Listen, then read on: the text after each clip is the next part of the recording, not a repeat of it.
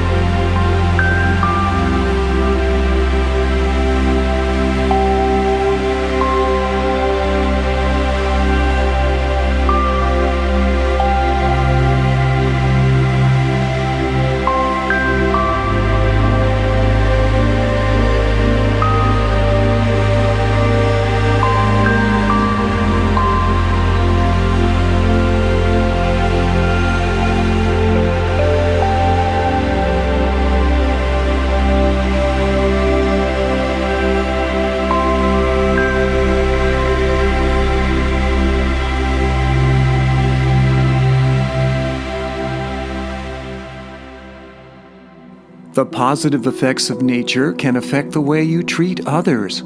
People are more caring and positive when they are exposed to nature. What a great way to enjoy health benefits of being outdoors while taking your mind to a positive place of peace and gratitude. For more information, contact us at the Institute for Addiction Study. Our link is in the description. Remember, wear a mask, wash your hands, and stay 6 or more feet apart from others whenever possible. Please be safe.